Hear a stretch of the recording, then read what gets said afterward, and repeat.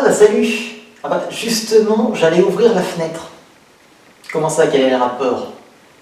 Bah, miroir, fenêtre, le lien il est évident, non? Bah, le verre. Et oui, le verre est un type de matériau assez particulier et qui a un rôle bien singulier dans notre histoire industrielle. Mais commençons donc par parler de sa minéralogie. Il y en a pas. Ce que je veux dire, c'est que en général, on appelle minéral des structures cristallines. Le verre n'est pas cristallisé, ou très peu. Pour que des cristaux se forment, il faut un refroidissement lent. Plus le refroidissement est lent, plus les cristaux seront gros. Le verre est l'antithèse de ce phénomène. D'un point de vue composition, en revanche, les verres sont constitués de silice, avec une plus ou moins grande quantité d'impuretés qui en changent les propriétés. On distinguera donc les verres en fonction de ses compositions et des caractéristiques qu'elles confèrent.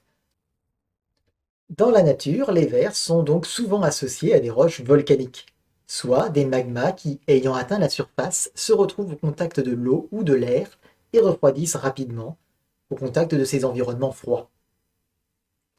La plupart du temps, on trouvera des cristaux plus ou moins petits emprisonnés dans une matrice de verre. Un autre contexte capable de former des verres est celui des impacts d'astéroïdes. Les roches sont fondues par l'impact, puis des gouttelettes sont projetées à travers l'atmosphère, parfois sur 2000 km. Le liquide refroidit rapidement lors de ce trajet, et devient donc un verre. Une dernière origine possible pour le verre est l'impact de la foudre sur du sable.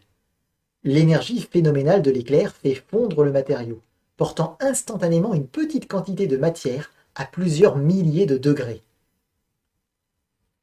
Un aussi faible volume refroidit rapidement pour former une fulgurite. Ces fragments de silice amorphes sont très fragiles et parfois confondus avec des racines fossilisées. Les verres ne s'observent pas dans les roches qui cristallisent lentement en profondeur, toute la matière ayant été utilisée pour former des cristaux.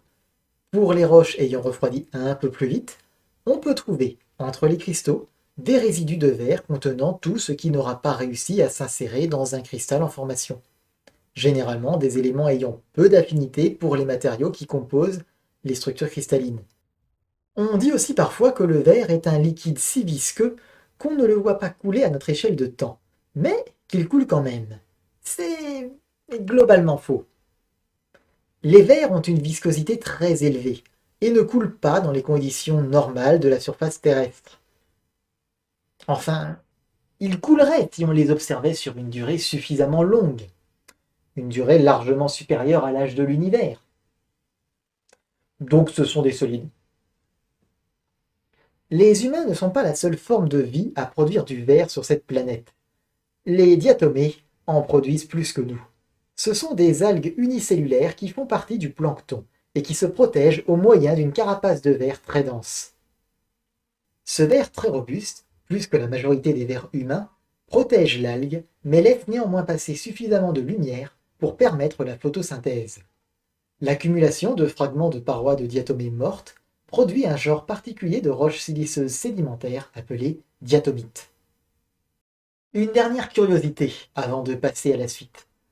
Il existe un dernier type de verre, la glace amorphe. Il s'agit d'eau ayant refroidi si brutalement qu'elle n'a pas eu le temps de former sa structure cristalline typique. Autrement dit, un verre fait de molécules d'eau plutôt que d'atomes de silice. Sur Terre, ce matériau n'existe qu'en laboratoire, mais dans l'espace, il serait un des principaux constituants des comètes, ou en tout cas des comètes jeunes, formées après la naissance du système solaire. Les premiers verres utilisés par l'humanité furent les verres naturels. Certains sont d'ailleurs toujours utilisés aujourd'hui. L'un des tout premiers verres à être utilisé fut l'obsidienne. Ainsi, la région de Chagoua, dans l'actuel Yémen, abrite les traces d'une exploitation de l'obsidienne dès le Paléolithique, il y a 100 000 ans. En Europe, cette utilisation démarrera plutôt au Néolithique, il y a environ 7000 ans, et surtout dans le sud du continent. C'est à cette même période que les peuples de la région des Grands Lacs exploiteront eux aussi les gisements locaux. Mais ce sont généralement les peuples mésoaméricains que l'on retiendra lorsqu'on parle d'obsidienne. puisqu'ils l'utilisaient toujours pour fabriquer leurs armes à l'arrivée des premiers Européens. Dans tous les cas, l'obsidienne est une roche plutôt facile à tailler et qui permet d'obtenir des tranchants aiguisés. On s'en sert donc pour fabriquer des outils comme des racloirs, des couteaux primitifs ou des pointes de flèches et de lances. Ce qui est très intéressant avec l'obsidienne, c'est que les gisements de cette matière sont très rares. La majorité des peuples qui s'en servaient ne pouvaient donc l'obtenir que par le commerce. L'étude des artefacts en obsidienne nous permet donc de retracer les routes commerciales anciennes, du néolithique, voire de la fin du paléolithique, exactement comme la dolérite de type A dont nous avons parlé précédemment. Ces routes sont encore courtes, mesurant rarement plus de quelques centaines de kilomètres, mais elles sont les premiers jalons des itinéraires commerciaux qui bâtiront un jour les civilisations humaines.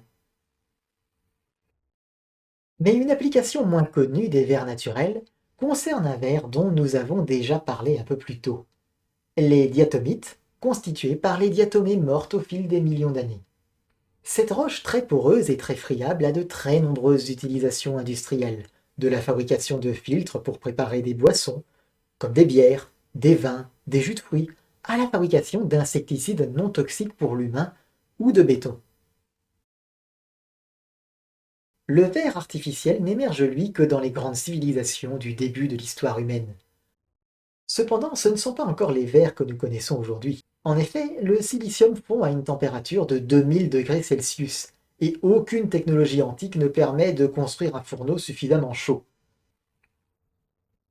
On mélange donc le silicium avec un autre matériau qu'on appelle un fondant, et le mélange obtenu fond à une température plus basse, accessible aux fourneaux de l'époque. Les peuples du croissant fertile, les Mésopotamiens, les Égyptiens et les Assyriens, sont sans doute les premiers à maîtriser les rudiments de la fabrication du verre. Cette découverte se diffuse ensuite le long des routes commerciales, ou se reproduit de manière séparée, comme en Chine ou en Amérique. Il ne s'agit pas encore d'objets en verre, mais d'un enduit vitrifié qui recouvre la surface d'une céramique pour la protéger et la rendre plus brillante. On fabrique une poterie classique, et à la cuisson, on l'enduit de fondant. L'argile étant faite de silice, au contact du fondant, cette silice se vitrifie. On obtient alors des surfaces brillantes et lisses, de couleur bleue ou verte, mais sur une poterie. Ce sont probablement les Égyptiens qui inventèrent la méthode. Le fondant qu'ils utilisaient était le natron, une évaporite, du sel, qu'ils extrayaient des lacs asséchés de la région de Natroun, au nord de l'Égypte. Le natron deviendra si célèbre qu'il finira par désigner tous les produits du genre, quelle que soit leur origine ou leur usage. Il fut repris par les Grecs, puis par les Romains, avant de passer dans les langues latines et germaniques où il persiste encore de nos jours. Dans les régions maritimes, on substituera à ce sel d'évaporation des extraits de plantes de bord de mer. Celles-ci, en poussant sur un sol riche en sel, deviennent elles-mêmes riches en cet élément. Cependant, utiliser ces plantes colore le verre d'une manière incontrôlable. Pendant des millénaires, le verre est resté un matériau esthétique et un moyen d'étanchéifier des contenants. Avec le temps, on a appris à couler le verre fondu dans des moules, comme on le faisait pour les métaux, ce qui permet les premiers objets entièrement en verre, mais reste coûteux et peu efficace. La vraie révolution se produisit au 1er siècle après Jésus-Christ, quand les Romains découvrirent le soufflage du verre. Cette technique permettait de produire des récipients plus fins, donc plus légers, requérant moins de matières premières, et donc moins chers à produire. En plus, la production était plus rapide et plus simple. Dès le milieu du 1er siècle, presque tout le verre romain était produit par soufflage. On sait également que l'industrie romaine pratiquait intensément le recyclage du verre, refondant autant que possible le verre brisé pour fabriquer de nouveaux objets et réduisant le besoin en matières premières, et donc le coût. C'est au point qu'on n'hésitera pas à fabriquer des objets à courte durée de vie, à l'image des objets jetables d'aujourd'hui, partant du principe que refabriquer un nouvel objet ne coûterait pas grand-chose. Un matériau bon marché, facile à mettre en forme, à la fois résistant et étanche, il n'en fallait pas plus pour que le verre devienne le plastique de la Rome antique, servant à produire toutes sortes d'accessoires pour toutes les strates de la société. Un verre en verre ne valait qu'une pièce de cuivre si on en croit le géographe Strabo. Cette diffusion du verre, combinée à d'autres progrès technologiques, comme l'apparition de fourneaux plus sophistiqués, conduisit à la mise au point de nouvelles techniques de mosaïque en verre, mais aussi des premières vitres, puisqu'on pouvait désormais porter la silice à plus haute température et couler des objets plus grands. Le verre romain deviendra très célèbre et s'exportera le long des routes commerciales, voyageant notamment jusqu'en Chine, où les vases en verre du lointain empire occidental devinrent un objet de luxe plutôt recherché. On verra aussi apparaître d'autres usages, comme des verres colorés et taillés pour imiter des pierres précieuses. Une technique moins prestigieuse que l'emploi d'un matériau naturel. Mais si votre but est d'orner une robe de 600 émeraudes, alors il sera bien plus difficile et plus coûteux de trouver 600 émeraudes de même taille, de même teinte et dénuées d'imperfections que de fabriquer 600 fragments de verre teintés en vert. Le verre commencera également à être utilisé pour fabriquer des contenants pour des produits chimiques, qu'il s'agisse de parfums ou d'onguents médicaux, ou bien même de produits associés à la recherche scientifique en chimie. Pourquoi? Eh bien parce que le verre est étanche et inerte. Il contient bien et il ne réagit pas avec le contenu. Le savoir des Romains ainsi que des peuples voisins fut préservé et amélioré par leurs successeurs, et le verre demeurera une matière première abondante et bon marché pour le monde musulman, comme pour le monde chrétien durant le Moyen Âge. Dans le reste du monde, et notamment en Afrique et en Asie, le travail du verre était connu, avec un degré de sophistication variable. Mais seuls les Européens et les musulmans savaient le fabriquer aussi facilement grâce au soufflage, et ils dominaient donc le marché. C'est au point que le verre était même une des sources de leur puissance industrielle et donc économique. Pour ces peuples, le verre ne valait rien, et même des populations relativement pauvres pouvaient s'acheter un service de table en verre coloré vaguement ouvragé. Puisque le reste du monde considérait ces mêmes produits comme des produits de luxe, cela voulait dire que les Européens et les musulmans pouvaient leur vendre des marchandises qui ne valaient rien au prix d'un produit de luxe, et tout en restant moins cher que les artisans locaux pour des produits de qualité égale ou supérieure. Et c'est comme cela que musulmans et chrétiens se retrouveront à échanger des verroteries sans valeur pour eux contre des épices, des pierres précieuses, de l'or ou même des esclaves. Après tout, une marchandise a la valeur que son acquéreur est prêt à payer. À ce sujet, j'ai trouvé une histoire intéressante en faisant mes recherches pour cette vidéo. Malheureusement, j'ai égaré cette référence et n'ai donc pas pu la vérifier. Je vais quand même vous la raconter car cette anecdote est vraisemblable et illustre bien la réalité des choses. Durant le Moyen Âge, un souffleur de verre byzantin aurait voyagé jusqu'à la cour de l'empereur de Chine. Rien de bien exceptionnel jusque-là, de tels voyages sont largement avérés. Cet homme et ses assistants auraient réalisé une démonstration de soufflage du verre devant la cour impériale. Ils n'ont pas transmis la technologie, juste fait une démonstration, la même chose que ce que vous pouvez voir vous en allant voir un verrier de nos jours. Pour avoir montré à l'empereur et ses nobles comment se fabriquaient ces verroteries exotiques importées à prix d'or par l'intermédiaire des marchands musulmans, l'artisan aurait reçu un coffre d'or, suffisant pour payer l'intégralité de l'aller-retour à travers l'Asie, tout en permettant à l'artisan et ses assistants de rentrer chez eux bien plus riches qu'ils n'en étaient partis. Que cette histoire soit vraie ou pas, elle illustre bien la valeur que pouvaient posséder les verres les plus avancés pour les peuples ne maîtrisant pas cette technologie. D'ailleurs, maîtriser le travail du verre en général était une source de richesse. Vous vous souvenez de l'histoire des perles de verre que je décrivais un peu plus tôt comme un produit de luxe? Eh bien, elles furent la source de la richesse d'Ifé, la plus grande cité médiévale d'Afrique subsaharienne, située dans l'actuel Nigeria. La cité a produit la majorité des perles de verre retrouvées en Afrique sur cette période, mais fut sans doute détruite par la peste qui avait ravagé l'Europe un peu plus tôt. Bah oui, à être une puissante cité marchande, elle entretenait des relations commerciales avec des territoires lointains et était un terreau fertile pour les épidémies. Mais avant son abandon, au milieu du XIVe siècle, la ville était si riche qu'elle possédait des pavages, un système de drainage des eaux, et qu'elle se permettait même d'utiliser de gros volumes de bronze pour créer des objets d'art. Ce qui est surprenant quand on sait à quel point cet alliage est extrêmement rare dans la région. Tiens, le bronze. Faudra qu'on en parle de celui-là aussi. un jour.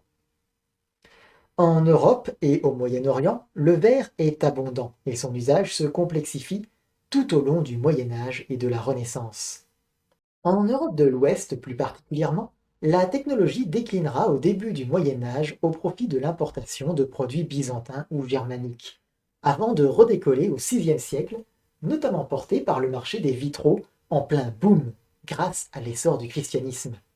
Ne jamais sous-estimer le lien entre religion et industrie. En fait, ne jamais sous-estimer le lien entre quoi que ce soit et industrie. Les vitres à proprement parler, elles, demeurent rares et coûteuses car la technologie de l'époque ne permet pas de fabriquer à un prix contenu de grandes plaques de verre. On préféra donc employer la même technique que pour les vitraux en réunissant avec du plomb de petits fragments de verre. La guerre de Cent Ans fournira un coup de pouce involontaire à ce secteur d'activité en France. La guerre conduira à laisser de nombreux champs en friche. Ces champs seront donc reconquis par les arbres, qu'il faudra bien couper une fois la paix revenue. Cette abondance de bois conduira à une abondance de charbon de bois, et donc à un coût en carburant plus faible pour les fours des verriers, induisant une baisse des prix du verre, une hausse des ventes, conduisant à une hausse de la production. Le Moyen Âge voit également décoller la fabrication de produits plus complexes. Si la fabrication de lentilles était connue depuis la Grèce antique, c'est à partir du XIIIe siècle qu'on inventera les verres correcteurs pour les binocles, l'ancêtre des lunettes. Puis, au XVIe siècle, qu'apparaîtront les lentilles astronomiques, conduisant à une révolution dans l'astronomie et la navigation. La Renaissance verra elle apparaître de nouveaux verres de luxe, sortant notamment des verreries vénitiennes. L'époque moderne verra augmenter la production, mais aussi la complexité des pièces avec l'apparition des verres renforcés de métal, des verres trempés, de vitres de plus en plus grandes et résistantes qui permettront la construction de toitures en verre, puis de bâtiments entièrement faits de verre et de métal, comme le Crystal Palace à Brington en 1851. Ce même siècle seront développées les lentilles Fresnel, qui révolutionneront notamment la construction des phares et permettront de sécuriser le commerce maritime, mais seront aussi utilisées ultérieurement dans les premières caméras de cinéma. Les propriétés isolantes du verre en feront également un matériau de choix dans le développement de dispositifs électriques. Il jouera aussi un rôle toujours plus important dans les formes modernes de la chimie, ainsi que dans la biologie, via la fabrication d'outils et de récipients à la fois peu susceptibles de réagir avec les produits chimiques et faciles à nettoyer et stériliser. Avec le temps, ce sera au tour du verre naturel d'attirer l'attention des chercheurs, puisque les géologues apprendront à en extraire des bulles de gaz piégées, ou à étudier sa composition pour en tirer des informations sur les processus à l'œuvre dans les profondeurs de la Terre. Aujourd'hui, le verre est partout, de nos assiettes à nos ordinateurs, en passant par nos instruments scientifiques de pointe, nos satellites, nos lunettes, nos bétons, la préparation de nos boissons, ou bien encore l'isolation de nos bâtiments, la fabrication de cellules photovoltaïques, de cuves pour concentrateurs solaires, de composants aérospatiaux. On a même inventé des fabricateurs additifs ou imprimantes 3D capables d'utiliser du verre fondu comme matériau. Le verre est là depuis longtemps. Il est toujours là et il n'est pas prêt de partir. Enfin, parler du stock de verre, c'est avant tout parler du stock de silice, et donc de silicium, et de quelques formes particulières du silicium. Pour les verres naturels, les ressources sont très variables. L'obsidienne existe surtout en petits gisements dans des régions volcaniques. Pour la diatomite, que j'ai précédemment décrite comme indispensable à notre industrie, qui s'en sert comme absorbant, filtre, adjuvant pour ciment, etc., on estime qu'il reste environ 1 milliard de tonnes à exploiter. Sachant qu'on exploite 2,2 millions de tonnes chaque année, il nous en reste encore pour quelques siècles. Ces verres naturels sont souvent peu ou pas recyclables.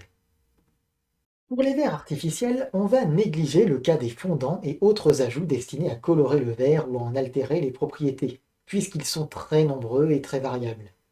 Pour fabriquer un verre lambda, il faut un matériau à forte teneur en silice, donc du silicium, quoi. Et de quoi le faire fondre, que ce soit un fondant ou bien un fourneau capable d'atteindre 2000 degrés Celsius. L'impureté du matériau importe plus ou moins selon ce qu'on fabrique, et elle peut même parfois être désirable. Le silicium est le second atome le plus abondant sur Terre. Autant dire que, bonne nouvelle, tant qu'on n'a pas miné la Terre entière, on a du stock.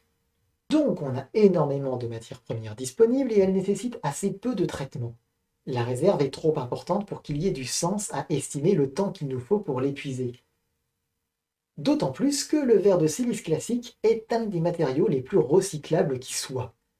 Presque pas de pertes liées à la refonte.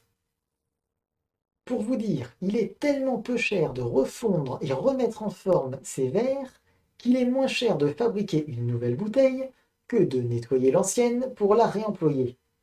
C'est pour ça que la consigne de bouteilles a disparu et qu'on envoie tous les verres au recyclage.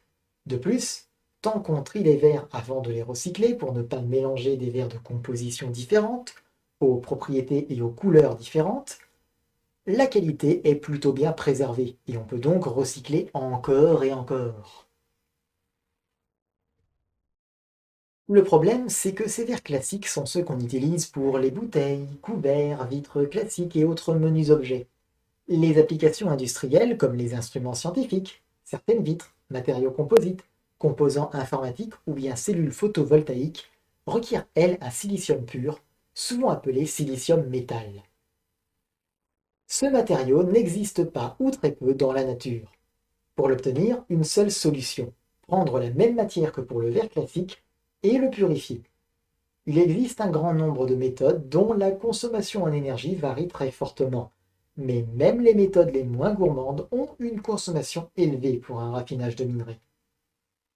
En clair, si la réserve de matières premières pour fabriquer le silicium métal est aussi importante que pour le verre classique, le vrai problème est le besoin en énergie. Et là où les choses se corsent, c'est quand vient le problème du recyclage. Car recycler des objets qui contiennent ce silicium métal pour reproduire du silicium métal de même qualité consomme en moyenne plus d'énergie que d'en fabriquer du neuf.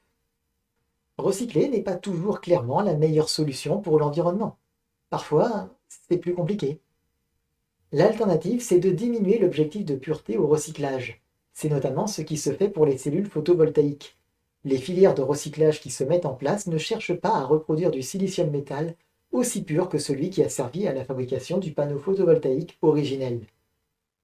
La conséquence est que le panneau photovoltaïque recyclé sera moins performant.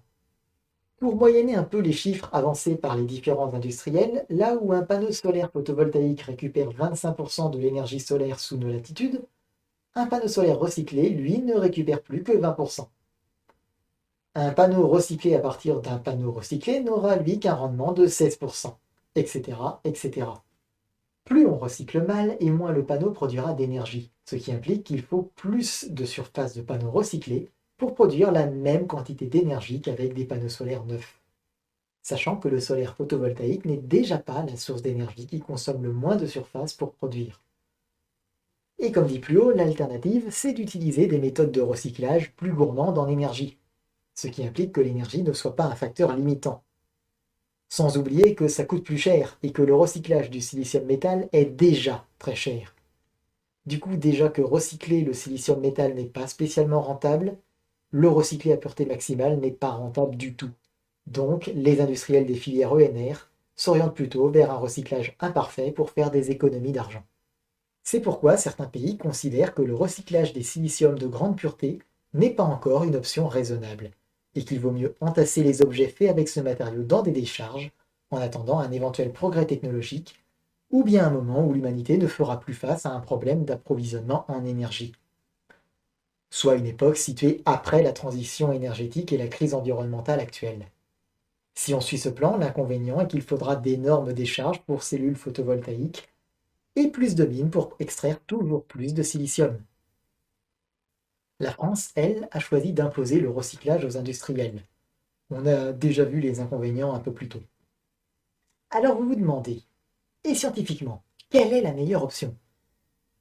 Il n'y a pas de réponse. Dans l'absolu, on pourrait approximer le problème à l'abondance d'énergie décarbonée.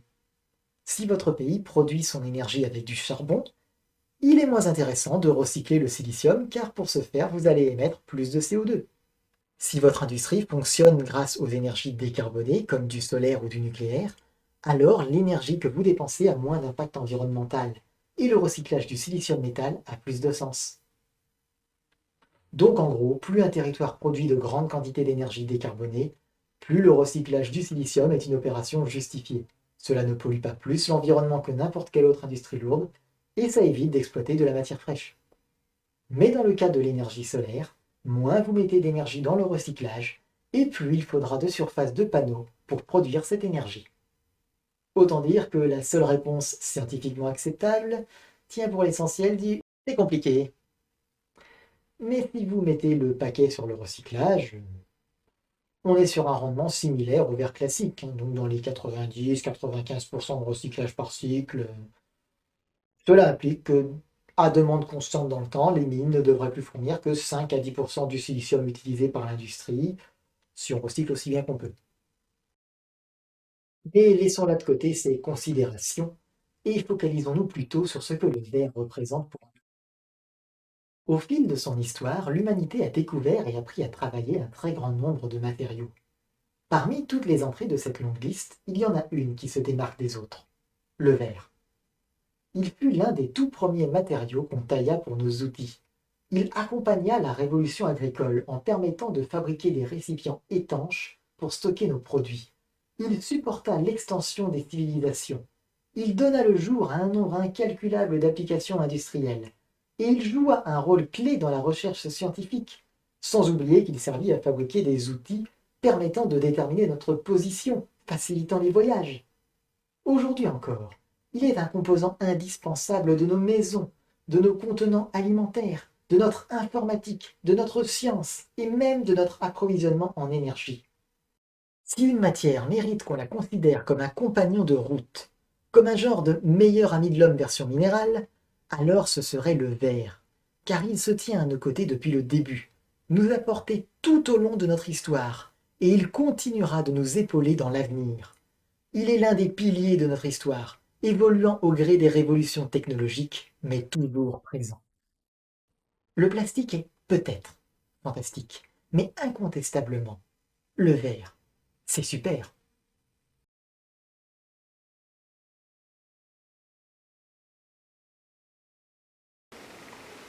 Et d'ailleurs, tu sais que dans cette scène, il y a un autre truc qui est en verre et qu'on n'a pas encore mentionné?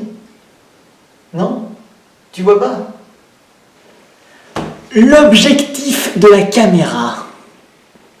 Ah, tu pensais que j'avais viré zinzin et que je parlais à un miroir? Ben non, je suis pas encore fou à ce point. Mais par contre, l'avantage avec cette façon de faire ma scène d'intro et outro, c'est qu'il n'y a personne pour prononcer le mot caillou. Sauf moi qui viens de le faire. Je me déteste.